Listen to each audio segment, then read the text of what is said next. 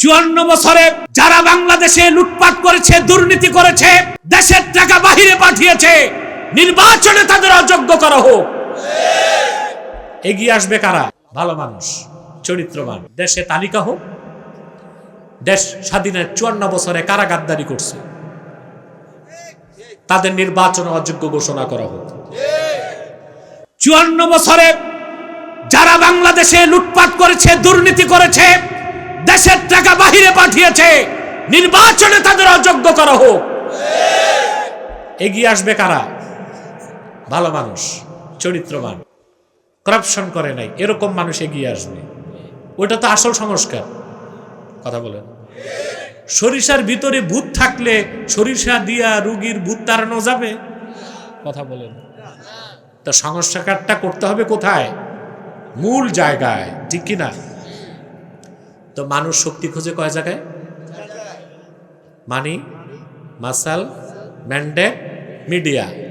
মুমিন শক্তি খুঁজে সিনায়। এত আসতে বললেন ঠিক? মুমিন শক্তি খুঁজে কই? সেই শক্তিটা হচ্ছে তাকওয়ার শক্তি। সুবহানাল্লাহ। মানুষের শক্তি মাথায়, পশুর শক্তি দেহে, আর খাঁটি মুমিনের শক্তি সিনায়। কোথায়? মানুষের শক্তি কই? মাথায়। পশুর শক্তি দেহে।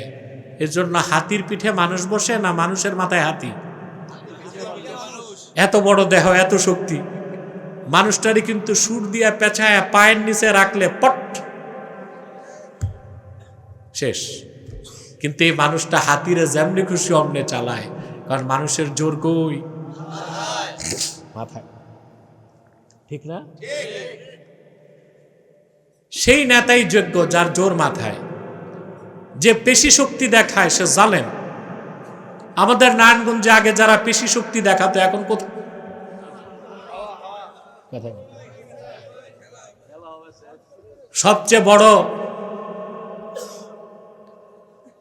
সবচেয়ে বড় জালেমটা আমাকে খুব ত্যক্ত করছে 3-4 বছর।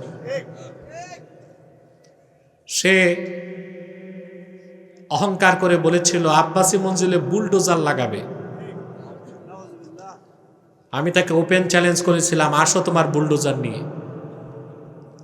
যে কথাটা সে বলল 21 সালে, আর 24-এর 5 তারিখের পর দেখি ওর দাদার বাড়ি বুলডোজার দিয়া কংক্রিট বানায় দিচ্ছে।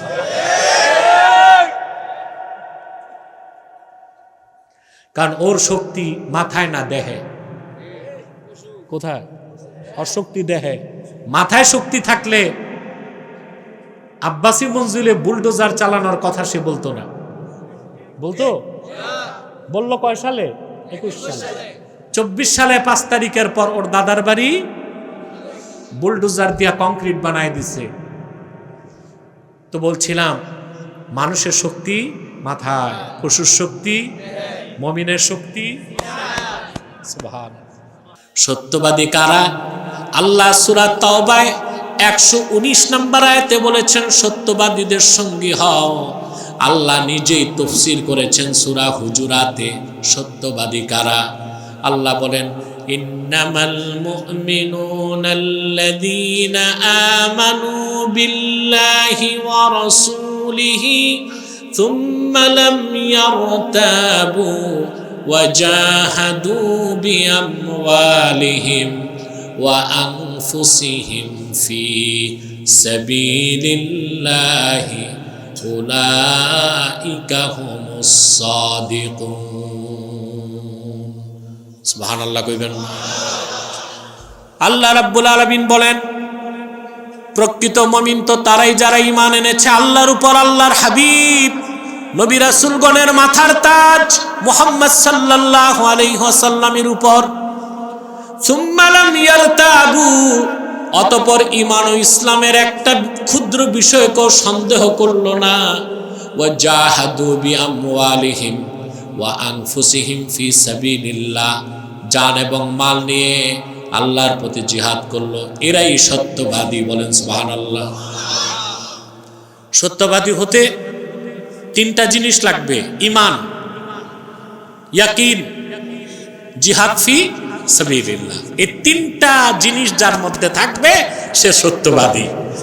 এখন বলেন, আপনারা যে নেতাদের পিছনে দৌড়ান, কয়জন নেতা এমন আছে যার মধ্যে এই তিনটা গুণ আছে? কথা বলে না। ইল্লা মাশা আল্লাহ, আল্লাহ যাদের চান এইরকম অল্প কিছু নেতা চরিত্রবান ইমানদার, বাকি যা দেখেন সব কাফিরুন, মুনাফিকুন, মুশরিকুন, চোর, দুর্নীতিবাজ, লম্পট। ঠিক কিনা? এদের পিছনে আপনারা জান দিচ্ছেন, মাল দিচ্ছেন, শ্রম দিচ্ছেন, মেহনত দিচ্ছেন, অথচ আল্লাহর নির্দেশ ওয়াকুনু মা সাদিকিন, সত্যবাদীদের সঙ্গে। কথা বলেন তো, নেতা বানাবেন কাদের? সত্যবাদীদের। পশ্চিমাদের আদর্শ যারা গ্রহণ করে ওরাও মুনাফিক। ওরাও কি? মুনাফিক। আমরা তাদেরকে সহি মনে করি যাদের আকীদা সহি, আহলুস সুন্নাহ ওয়াল জামাতের আকীদায় বিশ্বাসী এবং খেলাফতের আদর্শে বিশ্বাস করে ইসলামী রাষ্ট্র কায়েম করতে চায়। এর ব্যতিক্রম তাদেরকে আমরা গ্রহণ করতে। হ্যাঁ, ওজর বলে একটা কথা আছে যে খেলাফত প্রতিষ্ঠিত হওয়ার আগে ইসলামী রাজনীতি লাগবে তো, লাগবে তো অবশ্যই, এটা শরীয়তের উসুল আছে। আজ জারুরাতু তাতাকাদ্দারু বিকদরি জারুরা, বিশেষ মুহূর্তে হারাম কাজ হারাম জেনে করা যায়, বিপদে। কখন? বিপদে। আপনি সুন্দরবনে গেছেন হরিণ শিকার করতে, ওখানে যে খাবার দাবার কিচ্ছু নাই, ক্ষুধায় মরে যাবেন, মরা হরিণ একটা গোশত খাইছেন, ওটাকে কি হালাল মনে করা যায় না হারাম জেনে খেতে হবে? পশ্চিমা মতাদর্শকে যারা নিয়ে রাজনীতি করছেন ওটাকে হারাম জেনেই করতে হবে, আদর্শ মনে করার সুযোগ। অতএব আমাদের নেতা বানাতে হবে সত্যবাদীদেরকে। এখন আসেন, আল্লাহ তাআলা দুইটা নির্দেশ করছেন, একটা হচ্ছে তাকওয়া আর একটা হচ্ছে সোহবত। আরেকটা কি? সত্যবাদী সোহবত লাগবে। কাদের? সত্যবাদীদের সোহবত লাগবে। বিজ্ঞানীর কাছে না গেলে যেমন বিজ্ঞানী হওয়া যায় না, ডাক্তারের সংস্পর্শে পড়াশোনা না করলে ডাক্তার হওয়া যায় না। যায়? আল্লাহওয়ালা নেককার বুজুর্গের সোহবতে না গেলে আল্লাহওয়ালা মুত্তাকি হওয়া যায় না। সোহবত, ইলমে শরীয়ত শিখতে মাদ্রাসায় যেতে হবে, ওটাও উস্তাদের সোহবত লাগে। লাগে কিনা? কথা বলেন। আর ইলমে মারিফত শিখতে সোহবত ওয়াজিব। সোহবত কি? আল্লাহওয়ালা বুজুর্গের সোহবতে যেতেই হবে ইলমে মারিফত শিখতে হলে। সুবহানাল্লাহ। আমি একটা দৃষ্টান্ত দিই আপনাদেরকে কোরআন শরীফ থেকে। কথা বলেন তো, বনি ইসরায়েলের এক লোক দাঁড়ায় গেছে, দাঁড়ায় বলল, হাল তা'লামু আহাদান আ'লামা মিনকা? মুসা, তোমার চেয়ে বড় আলেম আল্লাহর জমিনে আছে কিনা তুমি জানো নাকি? তোমার চেয়ে বড় আলেম আছে? মুসা আলাইহিস সালাম বলে ফেলছেন, লা, আমার চেয়ে বড় আলেম আমার জানা মতে। কিন্তু আল্লাহ নারাজ হয়েছে, উনি বিষয়টা আল্লাহর দিকে সুপর্দ করতে পারতেন, যে আল্লাহ ভালো জানেন, ঠিক না? ফাআওহাল্লাহু ইলা মুসা বালা আব্দুনা খাদির। আল্লাহর সঙ্গে সঙ্গে ওহী নাজিল করে বললেন, মুসা, তোমার চেয়ে বড় আলেম আমার এক বান্দা, তার নাম খাদির। খাদির তো বুঝেন নাই, যাকে আপনারা বলেন খিজির, ওনার নামটা কি? খাদির, বিফাতহিল খা ওয়া কাসরিদ দাদ, খাদির। আমরা বলি খিজির, এটা ভুল উচ্চারণ, শুদ্ধ উচ্চারণ কি? খাদির। তো মুসা নবী আল্লাহর কাছে বলছে, আল্লাহ, আমি বনি ইসরায়েলের পয়গম্বর, আমার চেয়ে বেশি কোন ইলমটা তার কাছে আছে, আমি তার কাছে যাব। সুবহানাল্লাহ কইবেন? বিরাট ঘটনা তা তো বলবো না, আমার সাবজেক্টটা বুঝাইতে যতটুকু দরকার ততটুকু বলছি। আল্লাহ তাকে বললেন, ঠিক আছে, তুমি যাও মাজমাউল বাহরাইন, দুই সমুদ্রের মিলন স্থানে তাকে পাবা, মাছ নিয়ে যাবা, মাছ যেখানে যে সমুদ্রে যাবে ওখানেই খাদিরকে পাবা। তিনি ইউশা হযরত মুসা সঙ্গী করে নিয়ে গেলেন, যাকে সাহিবুল হুদ বলা হয়েছে। মাছওয়ালা, যার কাছে মাছ ছিল। কথা বুঝে না? তো ওনারা হাঁটতে হাঁটতে দুই সমুদ্রের মিলনস্থলে গেছেন, মাছটা চলে গেছে সাগরে। ইউসা ভুলে গেছিলেন, পরে মনে পড়ছে, মুসা নবীকে বলছেন যে মাছটা তো আরো পিছনে চলে গেছে সাগরে, আমার শয়তান ভুলাই দিছিল, বলতে পারিনি। চলো, পিছনে আসছেন, দেখেন হযরত খাদির সাদা চাদরে মোড়ায়া দাঁড়ায় আছে। মুসা নবী সালাম দিয়েছেন, সালামের জবাব দিয়ে বলল, মান আনতা, কে তুমি? বলে আমি মুসা। বলে কোন মুসা? বলে মুসা বনি ইসরাইল, বনি ইসরাইলের মুসা। কয় কি চাও? তো মুসা আলাইহিস সালাম বললেন, قال له موسى هل أتبعك على أن تعلمني مما علمت رشدا, আমি আপনার অনুসারী হতে চাই। আরে মুসলমান, সুবহানাল্লাহ কইবা না? আপনার অনুমতি চাই, আমি আপনাকে অনুসরণ করব। আল্লাহ আপনাকে যে বিশেষ জ্ঞানটা দান করেছেন, ওই এলেমটা আপনি আমাকে শিখাবেন। এই জন্যে ফার্স্ট চান্সে খাদির মুসা নবীর মতো মানুষের প্রস্তাব নাকচ করে দিছে। বললেন না, তুমি পারবা না। قال إنك لن تستطيع معي صبرا, মুসা, আমার কাজে কর্মে তুমি শুধু প্রশ্ন করবা, ধৈর্য ধরতে পারবা না। তো মুসা নবী কমিটমেন্ট করছেন, ওয়াদা করছেন, ঠিক আছে আমি ধৈর্য ধরব, আপনার নাফরমানি করব না। চলতে চলতে দুইজন নদী পার হবে, তো একটা নৌকায় উঠেছে, বুঝলেন? তো নৌকাওয়ালা আবার দোনোজনকে চিনছে। বুখারী শরীফের অন্য রাওয়াতে আসছে, বিগার নৌল আর বিগার উজরাত, পয়সা ছাড়া দুই বুজুর্গরে পার করে দিয়েছেন। ওপার যেই হযরত খাদির নৌকার তলা ছাড়া করছে, নৌকার তলা। হযরত মুসা ধৈর্য ধরতে পারলেন না, তিনি বললেন, তুমি এই মানুষগুলোকে ডুবানোর জন্য নৌকার তলাটা সাদা করছো কেন?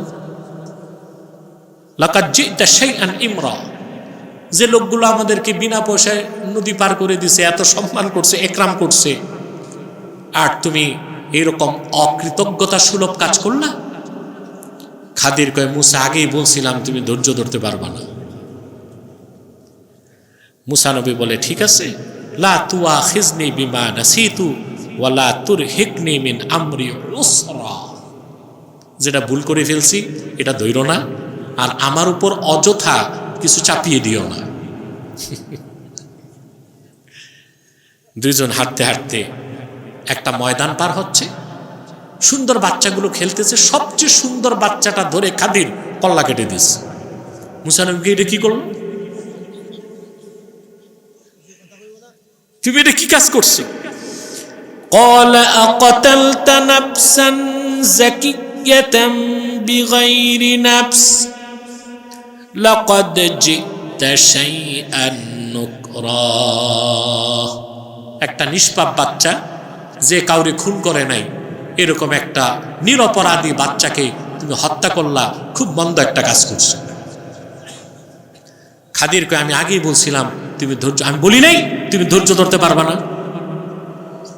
তা হযরত মুসা ওয়াদা করছেন যে এরপরে যদি আরেকটা প্রশ্ন করি তোমার কাজে কর্মে, ফালা তুসাহিবনি, তাহলে আমারে তুমি সোহবত দিও না। সোহবত এখন কথা ঠিক পাকাপোক্ত। হাঁটতে হাঁটতে তারা এক এলাকায় গেল, বুঝলেন? মুসলিম শরীফের হাদিসে এসছে, এলাকাটা ছিল কারিয়াতুল বুখালা, কৃপণদের এলাকা, বুঝলেন? এটাই মিশর ফিলিস্তিন এই বেল্টের মধ্যে, বুঝলেন?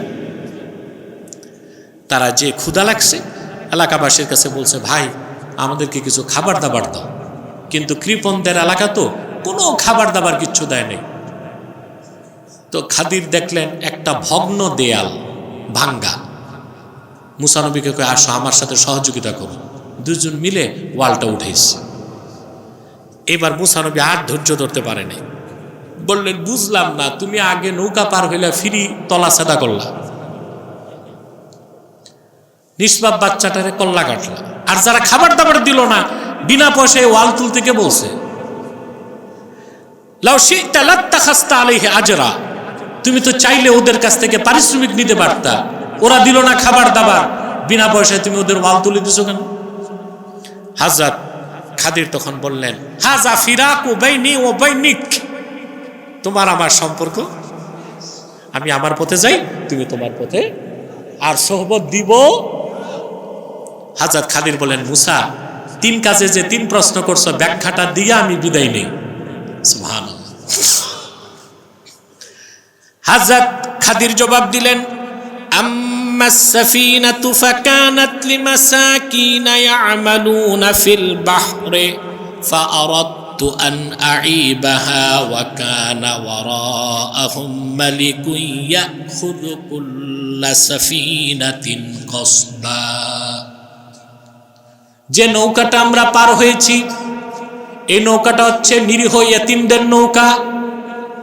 তারা সাগরে নৌকা পারাপার করে টাকা কামাই করে। আল্লাহ প্রদত্ত জ্ঞানে আমি দেখতে পেয়েছি পিছনে অত্যাচারী শাসক আসতেছে, নৌকাটা গসব করবে, রিকুইজিশন করবে, এতে ইয়েতিমদের কামাই রোজগার বন্ধ হয়ে যাবে। আমি নৌকার তলা ছিদ্র করে দিলাম, খুঁত থাকলে সে আর নিবে না, ইয়েতিমরা পরে নৌকাটা সংস্কার করে ব্যবসা চালায় যেতে পারবে। মুসা কয়, কাজটাতে তো ভালোই, কাজটা তো বাচ্চাটারে মারছো কেন? তিনি বললেন, শোনো, وَأَمَّا الْغُلَامُ فَكَانَ أَبَوَاهُ مُؤْمِنَيْنِ فَخَشِينَا أَن يُرْهِقَهُمَا طُغْيَانًا وَكُفْرًا। বাচ্চাটা নিষ্পাপ, কিন্তু আল্লাহ প্রদত্ত জ্ঞানে আমি বুঝতে পেরেছি বড় হয়ে সে নাফরমান হবে আর বাবা মার উপর জবরদস্তি করবে। আমি তারে জবাই করে দিলাম, সেও বেঁচে গেল, আর তার বাপ মাকে আল্লাহ তার বদলায় উত্তম সন্তান দিবেন। খাদি মুসা নবী কয়, এটাও তো ভালো কাজ হয়েছে, তো দেয়াল উঠাইলা কেন? কষ্ট হচ্ছে? কথা বলেন, ঘুমাচ্ছেন না তো? আবার টেস্ট করব, কে কে ঘুমান হাত উঠান।